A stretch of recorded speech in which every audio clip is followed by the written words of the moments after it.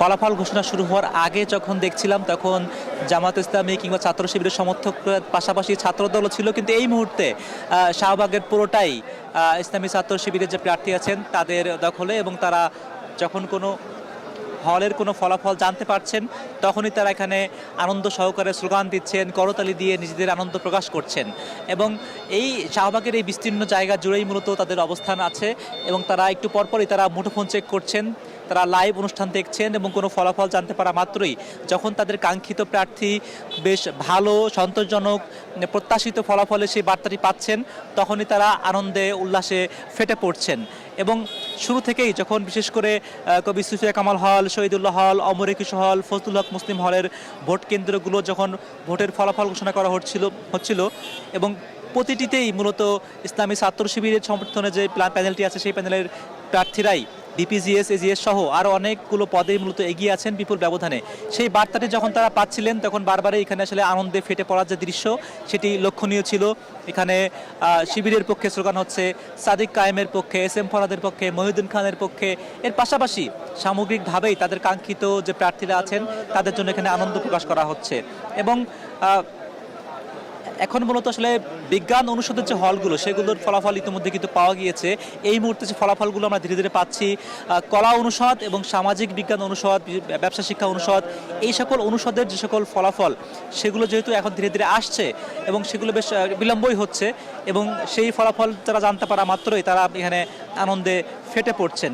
আজকের দিনে আসলে প্রথমবারের মতো তারা অমর একুশ হলের যখন ফলাফল তারা পায় সেখানেও সাদিক কায়েমের সঙ্গে তার কাছাকাছি যে প্রার্থী ছিলেন আবিদুল ইসলাম খান, তার ভোটের ব্যবধান অনেক বেশি ছিল। সেই ফলাফল নিয়ে তারা বেশ সন্তোষ প্রকাশ করেন এবং এই মুহূর্তে তারা গণমাধ্যমের কাছে কিছু একটা বলতে চাইছেন। তারা বলছেন আসলে সাদিক, তুমিও জানো আমিও জানি সাদিক কায়েম বাংলাদেশি, অর্থাৎ গত 20 দিনের আগেই কিন্তু টিএসসিতে সাদিক কায়েমকে নিয়ে ট্রল করে বলা হয়েছিল যে তুমিও জানো আমিও জানি সাদিক কায়েম পাকিস্তানি। আজকের এই ফলাফলের পরে তারা বলছেন যে আসলে তুমিও জানো আমিও জানি সাদিক কায়েম বাংলাদেশি।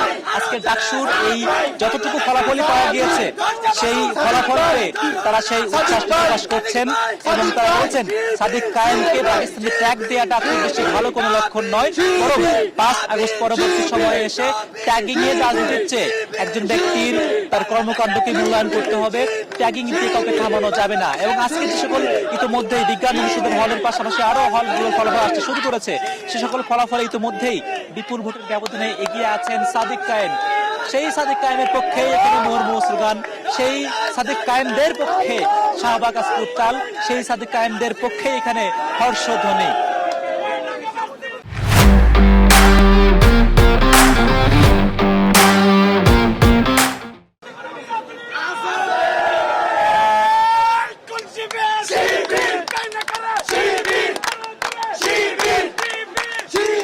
এখানে স্লোগানে স্লোগানে শিবিরের জয়গান গাওয়া হচ্ছে, বলা হচ্ছে ঢাকা বিশ্ববিদ্যালয়ে কোনো বীর আছে কিনা, প্রতি উত্তরে বলা হচ্ছে হ্যাঁ বীর আছে। সেই বীরের নাম কি, তার উত্তরে বলা হচ্ছে সেই বীর শিবির। এবং শিবিরের পক্ষে যে হর্ষধ্বনি, সমগ্র শাহবাগের এই আনন্দ উচ্ছ্বাস সেটি ছড়িয়ে পড়ছে। সকলেই এই আনন্দের সঙ্গে একাত্ম হয়ে মিশেছেন। কারো বয়স হয়তো 60, কারো বয়স 20, কিন্তু আসলে শিবির সমর্থিত প্যানেলের এই প্রার্থীদের বিজয়ে যে তাদের কাঙ্ক্ষিত বিজয় তারা মনে করছেন, যে কারণে উচ্ছ্বাস, তাদের স্লোগানের আনন্দের জয়ধ্বনি।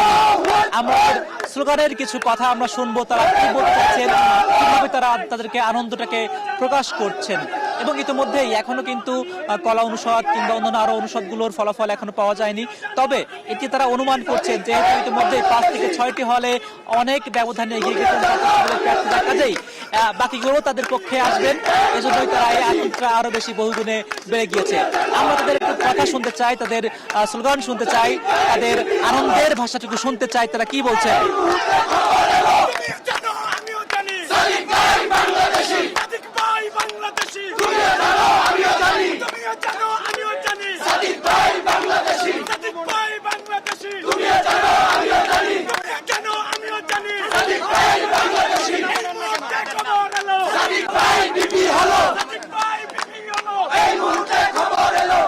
যেটি শুনলাম তারা ধরে নিয়েছেন যেহেতু ইতিমধ্যেই অধিকাংশ কেন্দ্র যেগুলো ফলাফল ঘোষণা করা হয়েছে সে সকল কেন্দ্রগুলোতে সাদিক কায়েম অনেক ব্যবধানে এগিয়ে আছেন, কাজেই তারা তাকে ইতিমধ্যেই ভিপি হিসেবে তারা ঠাঁই দিয়েছেন, তাকে ভিপি হিসেবে সম্বোধন করতে পেরে তারা উচ্ছ্বাস প্রকাশ করছেন এবং তারা মনে করছেন এই বিজয় শুধুমাত্র ছাত্র শিবিরের নয়, বরং যারা আগে শিবির করতেন কিংবা ছাত্র শিবিরের রাজনীতিকে ভালোবাসেন কিংবা জামায়াত ইসলামের রাজনীতিকে ভালোবাসেন সেই ভালোবাসার নিদর্শন হিসেবে আজকে সব থেকে বড় যে নিদর্শন সেটি এই সাদিক কায়েমের এখন পর্যন্ত যে ফলাফলটি পাওয়া গেছে সেটি এবং তাদের কাঙ্ক্ষিত ফলাফল তারা যেটা প্রত্যাশা করছেন সেদিকেই মোড় নেবে বলেই তারা সেটি আসলে ধারণা করছেন। সেই ধারণা, সেই বিশ্বাস, সেই প্রত্যাশা, সেই আকাঙ্ক্ষা সবকিছু আজ মিলেমিশে একাকার হয়ে গিয়েছে শাহবাগের এই পুরো জায়গা জুড়ে।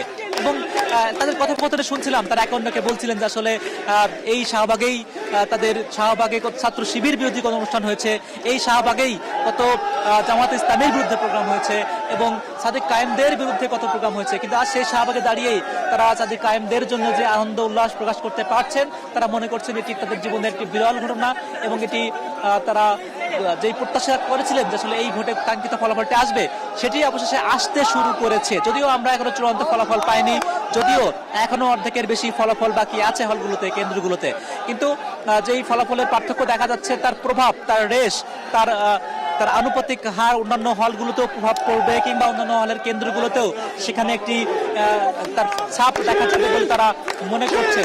কাজেই সে জায়গা থেকে তাদের আনন্দ উচ্ছ্বাস সেটা এখন থেকে শুরু হলো, কখন নাগাদ শেষ হবে আমরা কিন্তু জানি না, বরং আমরা তাদের আনন্দটাই দেখি, তাতে হাসি, উল্লাস, গান, সঙ্গীত, স্লোগান সবগুলোকেই আমরা একটু অনুধাবন করার চেষ্টা করছি।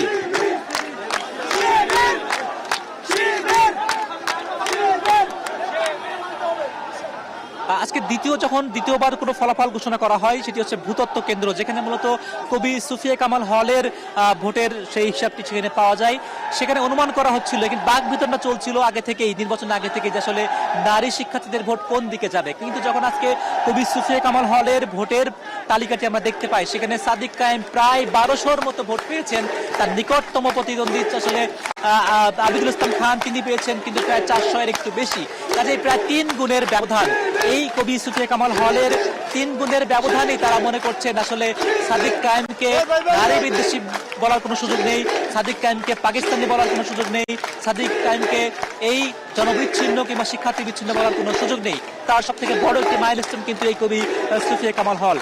এরপরেই মূলত আসলে শহীদুল্লাহ হলের ফল আমরা জানতে পেরেছি, ফজলুল হক মুসলিম হলের ফলাফল জানতে পেরেছি। ফজলুল হক মুসলিম হলে কিন্তু সাদিক কায়েমের ব্যবধানটা তুলনামূলক কম হলেও সেখানে পরিমাণগত বিষয়টি কিন্তু সাদিক কায়েম বেশ এগিয়ে আছে। সেই ফজলুল হক মুসলিম হলে যেখানে সাদিক কায়েম মোট 841 ভোট পেয়েছেন, কিন্তু সেখানে আবিদুল ইসলাম খান অনেক কম ভোট পেয়েছেন, তিনি পেয়েছেন কেবল 181। অর্থাৎ এখানে আসলে ভোটারের সংখ্যা যেমন কবি সুফিয়া কামাল হল থেকে কম ছিল, কিন্তু ভোট পাওয়ার ক্ষেত্রে সেক্ষেত্রে কিন্তু ঠিকই সেই ব্যবধানটি গড়ে তুলেছেন সাদিক কায়েম। এবং সব থেকে চমকপ্রদ যে বিষয়টি, কার্জন হলেরই শিক্ষার্থী উমামা ফাতেমা কিন্তু এই কার্জন হলের যে সকল হলগুলো রয়েছে, বিজ্ঞান অনুষদের হলগুলো রয়েছে, সেখানে উমামা ফাতেমা একেবারেই সন্তোষজনক কোনো ফলাফল কিন্তু অর্জন করতে পারেননি। ফজলুল হক মুসলিম হলেও সে একই চিত্র, উমামা ফাতেমা এখানে পেয়েছেন 153 ভোট। এবং জিএস পদেও আসলে এখানে বেশ পার্থক্য দেখা গিয়েছে। এখানে SM ফরহাদ তিনি প্রায় 600-এর কাছাকাছি ভোট পেয়েছেন, তার নিকটতম প্রতিদ্বন্দ্বী এই হলেরই শিক্ষার্থী ফজলুল হক মুসলিম হলের শিক্ষার্থী আবু বাকের মজুমদার, তার ভোট যেটি মনে করা হচ্ছিল নিজের হোম গ্রাউন্ড হিসেবে, নিজের ঘরের ছেলে হিসেবে ফজলুল হক মুসলিম হলে যেই ভোটটি পাবে আবু বাকের মজুমদার, তিনি পেয়েছেন এখানে কেবল 341 ভোট। এখানেও শিবিরের যিনি প্রার্থী SM ফরহাদ তিনিও প্রায় 600-এর কাছাকাছি।